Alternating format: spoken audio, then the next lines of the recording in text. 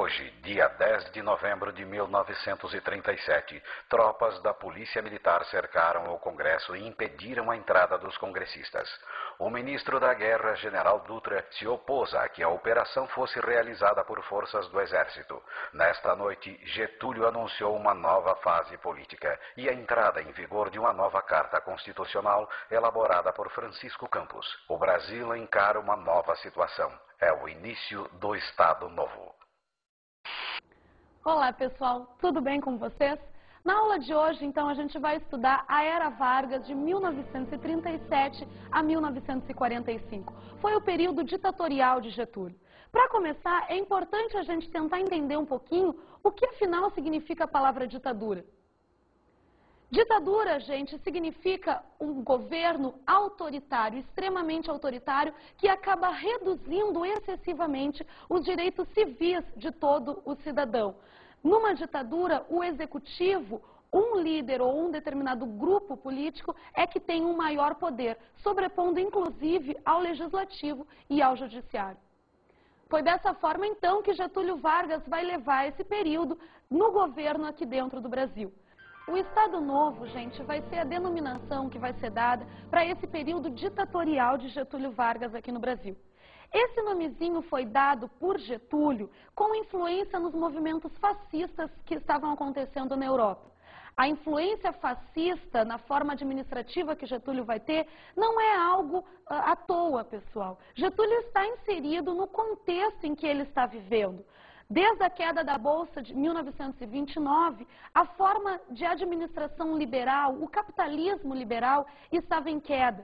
Cada vez mais a tendência eram governos autoritários, governos totalitários que administrassem mais de perto a economia. Uma forma que foi encontrada, então, para tentar resgatar esses países que haviam quebrado graças à crise de superprodução de 1929. Getúlio vai ser, sim, influenciado por essa forma administrativa que estava surgindo na década de 20 e na década de 30.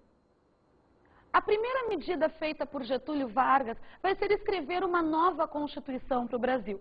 Mas, diferentemente do que aconteceu em 1934, quando Getúlio Vargas convocou uma Assembleia Nacional Constituinte para que elaborasse um projeto de Constituição, que por sua vez seria votado, agora Getúlio Vargas vai outorgar, vai impor uma Constituição para o Brasil. Essa vai ter um caráter extremamente autoritário, ditatorial e mostrando forte influência fascista. Daí o apelido que ela vai acabar recebendo por parte da população brasileira e por parte da oposição a Getúlio Vargas, ficando conhecida então como a Constituição Apolaca. Vamos escutar agora um texto bastante interessante retirado do site do Senado brasileiro. A Constituição de 1937, apelidada de Polaca, foi outorgada por Getúlio Vargas e elaborada por Francisco Campos. De forma extremamente autoritária, concentrava todo o poder político nas mãos do presidente da República. Para isso, Getúlio fechou o Congresso Nacional, as Assembleias Estaduais e as Câmaras Municipais, ficando o sistema judiciário subordinado diretamente ao Poder Executivo. Os estados passaram a ser governados por interventores, nomeados pelo próprio Getúlio, que designavam os prefeitos municipais. No dia 2 de dezembro de 1937, o governo, através do Decreto-Lei nº 37, dissolvia todos os partidos políticos. Como podemos perceber pelo texto lido, gente, a Constituição de 1937 vai dar amplos poderes para Getúlio Vargas, ou seja, para o Executivo. Outra característica importante dessa Constituição é o forte papel do Departamento de Imprensa e Propaganda, o DIP, e do Departamento de Ordem Político e Social, o DOPS. O DIP, pessoal, vai ser o órgão responsável por fazer o controle da imprensa dentro do Brasil. Qualquer tipo de censura era o DIP o órgão responsável por fazer.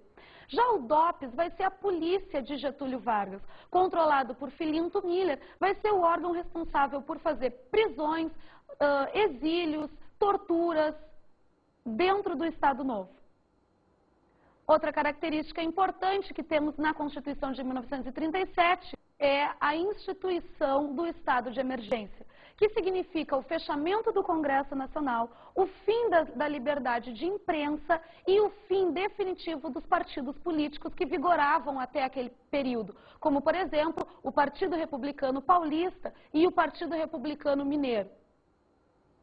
Outra característica fundamental da Constituição de 1937 é a proibição de greves e o fim das imunidades parlamentares. Getúlio vai fazer isso na tentativa de controlar tanto o operariado quanto os políticos dentro do Brasil. Ainda temos como característica relevante para essa Constituição a permissão de prender, exilar e invadir domicílios sem mandato policial. Getúlio ganha esse direito também, que é, na verdade, realizado através do Departamento de Ordem Político-Social. Também é importante ressaltar que Getúlio vai prolongar o mandato presidencial para 6 anos, ao contrário do que tinha sido colocado pela Constituição de 1934, onde o presidente tinha um mandato de 4 anos. As questões político-econômicas também são fundamentais, gente, para que possamos compreender um pouco melhor o Estado Novo de Getúlio Vargas. Em primeiro lugar, é importante colocar que o modelo político adotado por Getúlio vai ser aquilo que ficou conhecido como populismo. Esse foi um modelo comum também na Argentina e no México do período, gente. Getúlio Vargas vai adotar esse modelo porque era extremamente importante que ele cooptasse a população, principalmente os trabalhadores urbanos, para que apoiassem o seu governo. Isso é fundamental porque não vamos esquecer que Getúlio entra na presidência da República através de um golpe. E era extremamente necessário, então, que ele tivesse o maior apoio possível ao seu governo. Caso contrário, o seu poder não seria possível. Populismo, gente, é a denominação que usamos para aquele tipo de governo que tem como sua principal preocupação o benefício dos trabalhadores ou cooptar, pelo menos, os trabalhadores. No Brasil, isso vai ser feito através da doação ou da concessão de leis trabalhistas. Mas Getúlio Vargas não vai conceder essas leis por um caráter benéfico ou algum tipo de idealismo. Essas leis são concedidas por Getúlio simplesmente para trazer para o seu lado o apoio do operariado urbano. E essa é outra questão importante. As leis trabalhistas, nenhuma delas está dizendo respeito ao trabalhador rural. Getúlio não quer entrar em conflito com as oligarquias brasileiras. Por isso, ele vai simplesmente tentar regulamentar o trabalhador urbano. É importante colocar que no período, que até esse período, até Vargas entrar no poder, não existia nenhum tipo de regulamentação trabalhista. Não existia direito a férias remuneradas, não existia direito a um descanso semanal, não tinha horário mínimo de hora para trabalhar por dia, não existia nem ao menos, pessoal, um salário mínimo decretado dentro do Brasil.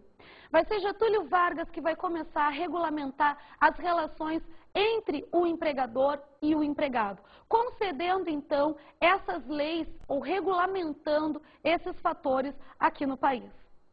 O controle dos sindicatos vai ser extremamente importante para que Getúlio Vargas então conseguisse controlar o operariado.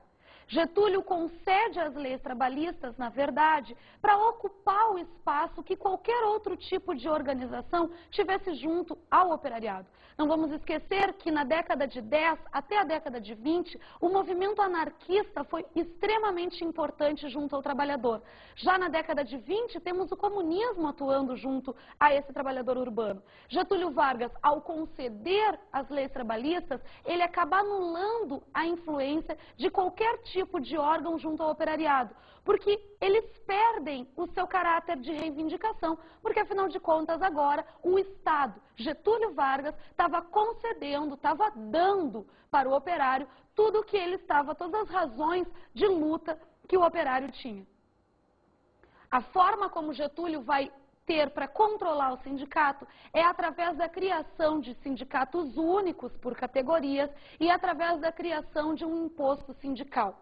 Esse seria a contribuição obrigatória, mesmo de operários que não tivessem vinculados a algum sindicato, de um dia de trabalho anual. Esse dinheiro era remetido para o Estado e que, por sua vez, era ele o responsável por repassar a verba para os sindicatos. cerca de 20% apenas do imposto sindical era repassado para os sindicatos.